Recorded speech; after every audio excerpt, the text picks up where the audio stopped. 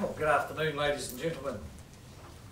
We had a very good National Party conference over the weekend, motivating our volunteers and shaping up the framework for the election. Really drove home to me what good state the party was in, united and keen to fight a vigorous election campaign. As I said in my speech to the delegates yesterday, due to the hard work of so many New Zealanders over the past 8 years, backed by National's economic management, New Zealand's in pretty good shape.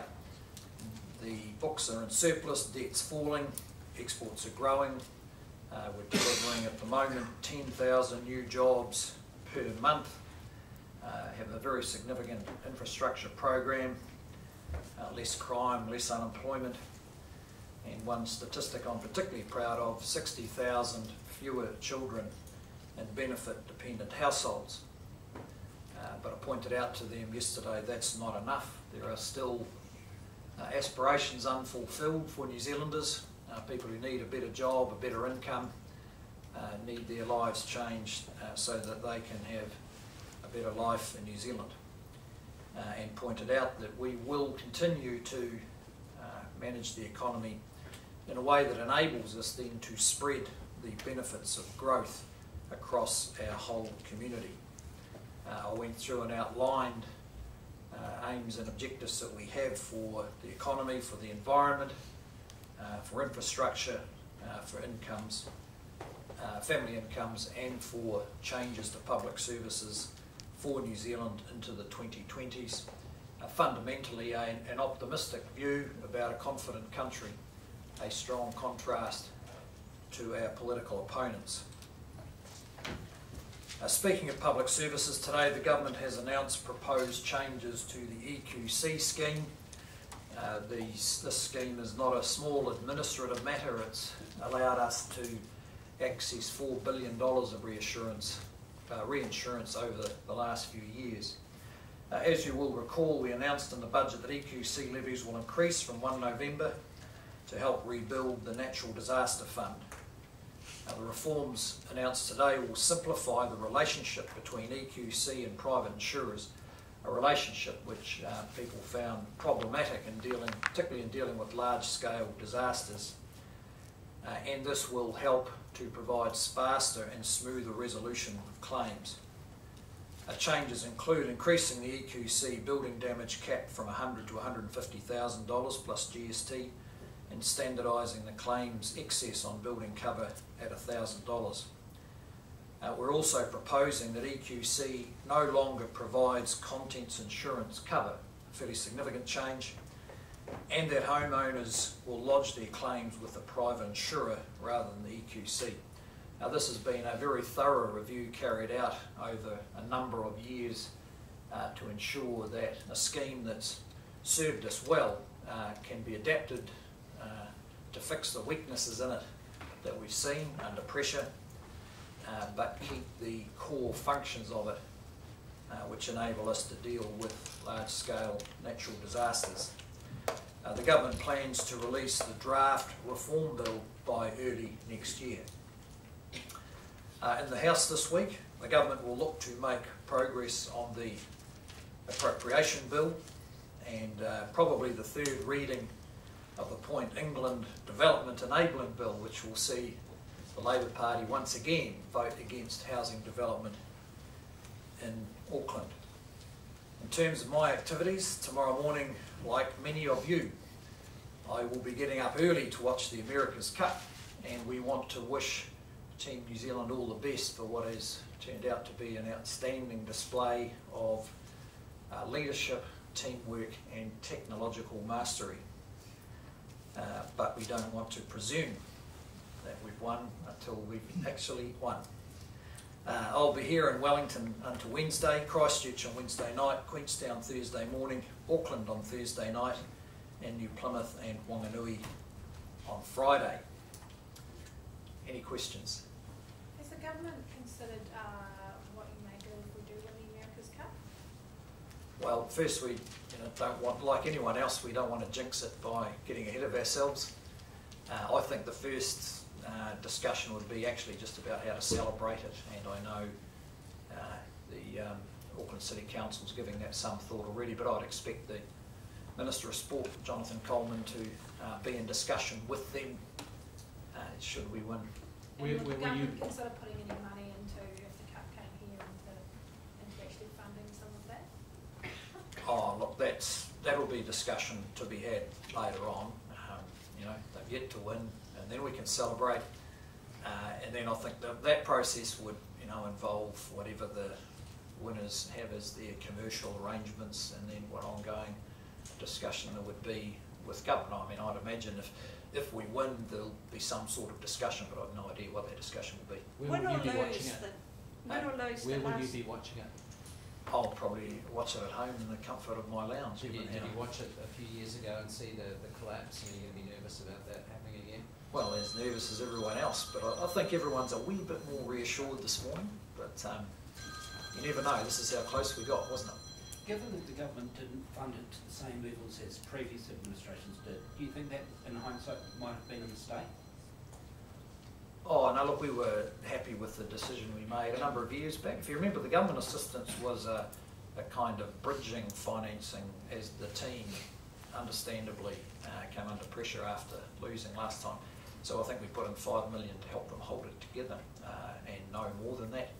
I mean, Kiwis' interest in it has fluctuated a bit. I think the cup, this competition has restored the sense that it's about, you know, a couple of teams who have aren't dominated by the lawyers and the financiers, but actually pure sport, and that's what I think's got New Zealanders back to watching it. Win or lose, they well, last time they came to the government, basically to hold the team together and stop their key people getting poached by other syndicates.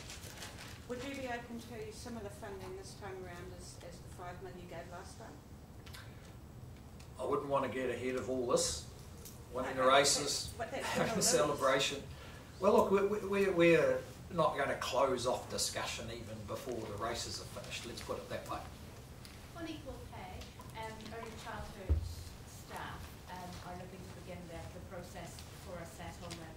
Do you think that they should be paid more?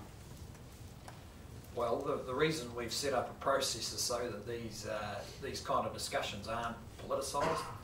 So we've done the settlement, got draft legislation, got some principles which aren't totally agreed, I might say, but there will be draft legislation. Employers, and what everyone's tried to do on the way through there is to ensure, is to write the rules so that you're more likely to get a bargained outcome than a legal one. So groups like that can work with their employers now on the basis of pay equity and see where they get to. Because the governments could be in for a lot of money here. We've got mental health workers, DHB clerical staff, other education workers in our ECE. So are you worried about the bill that the government's eventually going to foot? And should those employers, like private ECE centres, be doing more to raise wages? Well, when we did the home carers, care workers settlement, I mean, we were aware of flow-on effects. You don't quite know how far that's going to go, but there were some groups who, you know, as was discussed a couple of weeks ago, just over the boundary where you'd logically expect them to come and have a go. Probably a much bigger concern would be that a pay equity is meant to change relativities, and you may have some higher paid groups who decide that because someone on lower pay has had an increase, they should get an increase. Well, that's not the intent of pay equity. The intent of pay equity is to shift the relativities, often for low paid female predominant groups.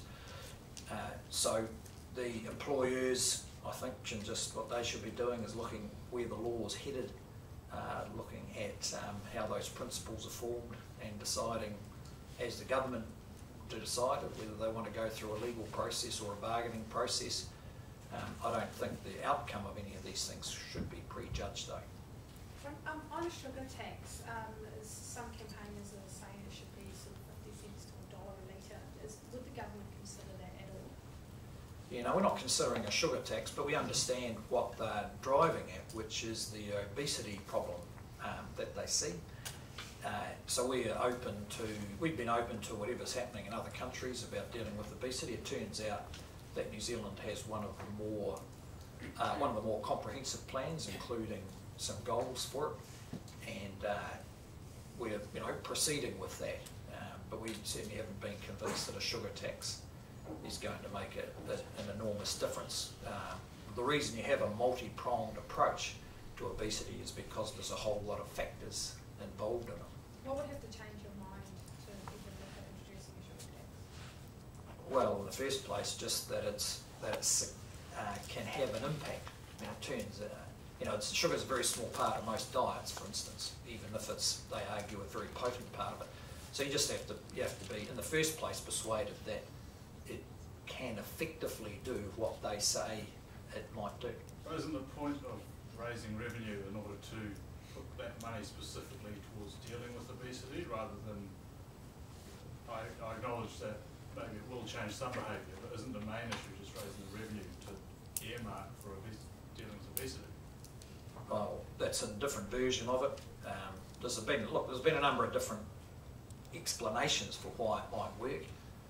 Some countries who've tried it for a period, but we've yet to see whether any of those explanations actually add up to an effective measure. Just on the EQC changes, do you think this will make the fund more sustainable in the long term? The changes we've made focus really on reducing the complexity of the coverage and on making it easier for the home owners and occupiers. You've seen over the years these cases that are really complex, partly because of the traditional rules and where the process of getting a claim settled looks really complicated. So that's the main focus of it. The sustainability of the fund depends on the frequency of the national disasters. It sounds like the private insurers now are going to actually be doing a lot more work when a disaster hits, if people are going through private insurers. Have you had any feedback from them at all? Yeah, they've been closely involved right from the start. I think they prefer to do the work. They would regard themselves as better at claims management, if only because they have a lot more standing capacity and experience with it. EQC, you might remember when the Christchurch earthquake came, had 30 people, and they had to rapidly expand to a couple of thousand that never managed large-scale claims before, but were required by the legislation to do it. So this has been an exercise done with the insurers, the reinsurers, councils and so on. Do you have any idea how much money could be saved, like say if Canterbury or Harawira happened again, by taking contents cover out? Oh, there'll be a calculation there somewhere. That's again a simplification of it, and there's plenty of it. There's a good private market in contents insurance, and so people can go elsewhere to entities that are better at it. The EQC has to be an expert on landslides and earthquakes, which is not the same as worrying about whether the teasered your mother-in-law gave you got broken. You mentioned tax changes in your National Party conference speech yesterday. Stephen Joyce has been talking about he's worried at the lower ends of income marginal tax rates. Is that what you'd look at in the next term, or would you actually look at changing the tax rates? Well, we just indicated the direction. The whole point of that discussion is about what you can achieve if we keep managing well, get some more lift in economic growth, keep on top of the expenditure, because the impact of the family income package is pretty significant, particularly for those low-income families who are going to find themselves entitled to greater entitlements of over $100 a week. Alongside the package, we're doing there's administrative change coming, which I think will have quite an impact on those families who are too risk averse to take up their entitlements. That'll have quite an impact, and that will certainly happen over the next couple of years. The references in the speech about what's possible beyond that. What about company tax? Any plans around that? No, we don't have any plans around that because we have an imputation system here. The arguments around company tax aren't as clear-cut as they are in other places because it's not a final tax. Company tax reductions certainly flow to foreign owners of New Zealand businesses. They get a benefit from it, but New Zealand owners, it just means they pay more tax later. Minister, do you think that emergency departments are adequately resourced to deal with with increasing numbers of mental health patients? That emergency departments, Are adequately resourced to deal with increasing numbers of mental health patients? we certainly would hope so, and there's more money going in, as we I think highlighted in the budget, a couple of $100 million more for mental health. You've got this on the face of it growing demand. The government's keen to think about some better ways of handling it. Ideally, you don't want people with mental health problems turning up to the emergency department unless they really need to. They should be being dealt with or helped or supported better, or have some tools to manage themselves better, which is probably where we can do a better job. And there's a lot of discussion going on now with the police about how to more appropriately deal with people with mental health when they're offending or in emergency situations. So there's a lot of work going on about that at the moment. So we don't regard the current situation as ideal across the board. But we are going to have to take some fresh angles, because just putting more money in on its own, I don't think is going to change things too much. And I visited a few places last week where I discussed that with users of the system, with clients of the system as well as providers. Just on Todd Barclay, have you sought any assurance as to whether the tape exists or not? Well, look, I think that's been very well canvassed and answered questions, and there's been a confidentiality agreement over the employment settlement and the issues that were in that, as well as a police investigation, so I don't really have much more to add to it. So just as you've come back to work today, I mean, you said on the weekend that you didn't know if the tax existed, and then you said that the offer to play the tape, have you cleared that up, whether it exists or not? No, well, as I said, it's whatever events are in the heart of the employment dispute covered by a confidentiality agreement, and then there was a 10-month police investigation, so I don't have anything to add to that. So can you say, once and for all, does the tape exist? I don't have anything to add to what's already been said. The police have had 10 months to have a look at that and any other detailed issue, and they've come to their own conclusion, which is evident to everybody. Talked to a whole lot of people, so it's. I don't have anything more than what I said to them. But just with respect, we're just asking you to clarify your position on whether the tape exists or not. You had two quite different positions over the weekend. No, I don't agree with that, and as I said, I've got nothing to add to it that's not already been published through the police statement, through the media coverage of the issue, and you just got to remember, at the heart of this is just two people who fell out badly. I happen to know them.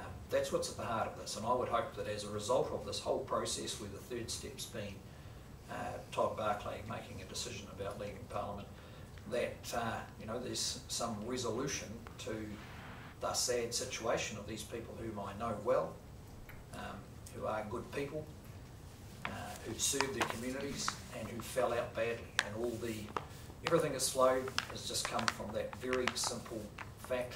And I've answered the questions. There's been a police investigation, and I don't really think there's much more that changes.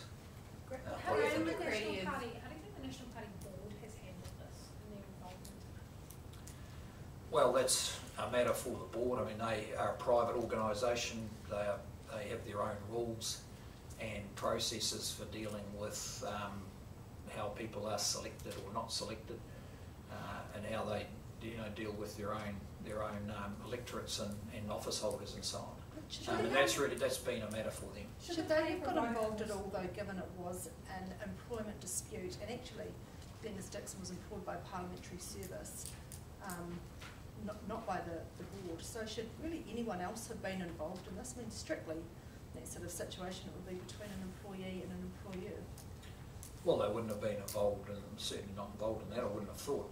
But they would be involved in the selection process, because those have to be signed off. So you're saying the board was not at all involved in the employment dispute between Dennis Dixon and Todd Barclay? Well, that would be a matter for them about whether they were or they weren't. All I know is I wasn't involved in it. But should As any I other understand it, it parties was be? an agreement between the parties.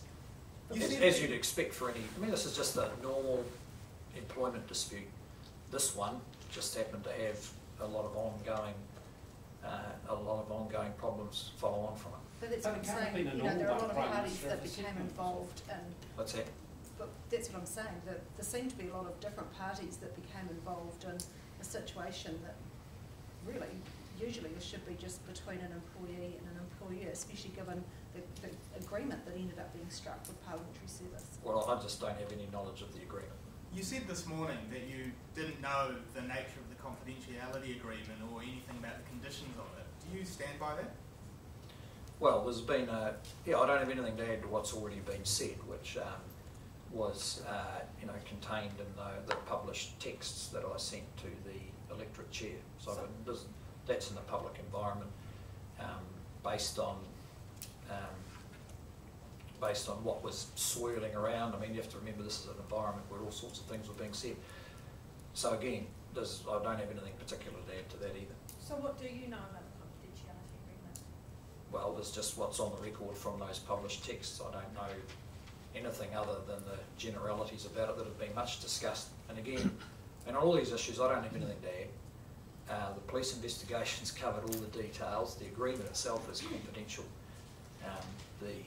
Through the media, there's been publication of all sorts of aspects of it, some of which I was quite unfamiliar with.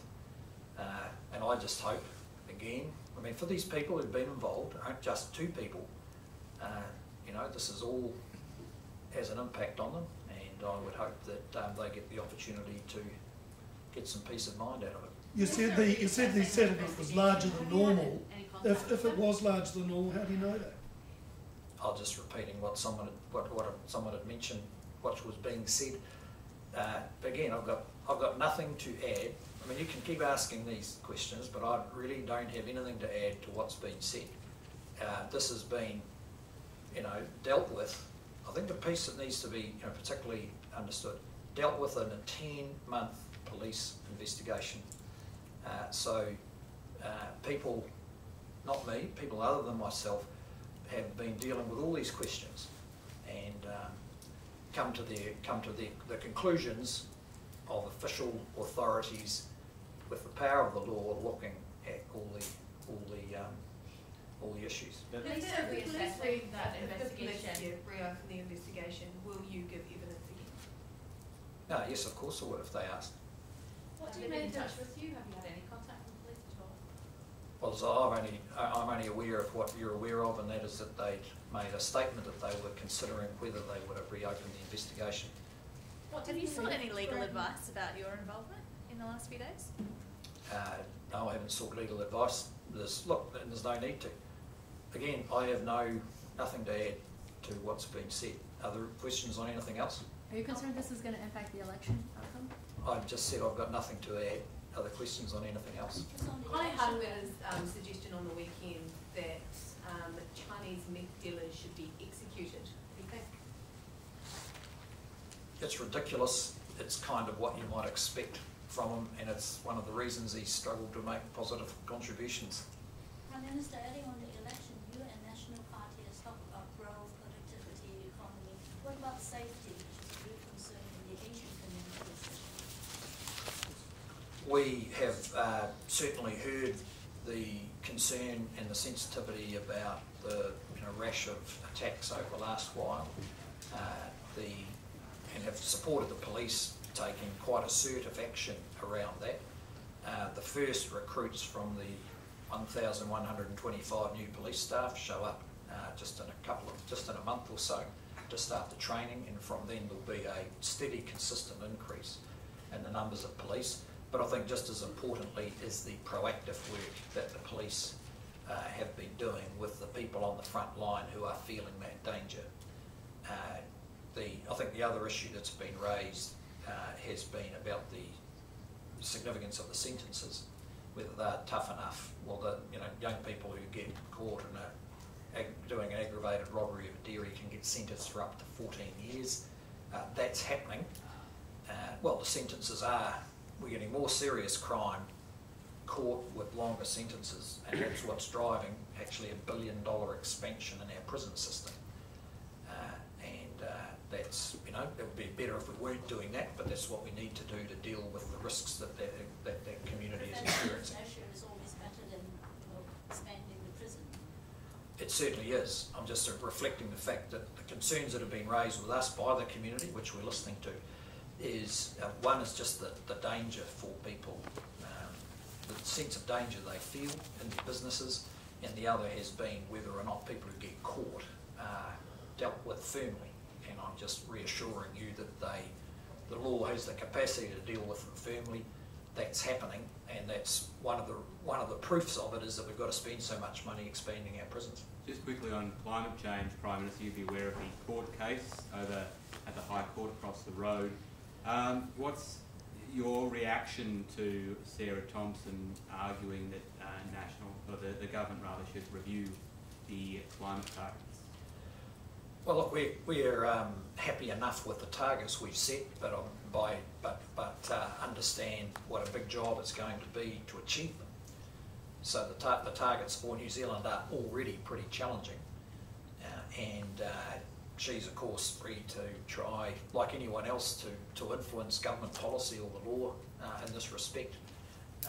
We've got to get on with the job of getting the rules right so that the combination of the emissions trading system, which is one of the most advanced in the world,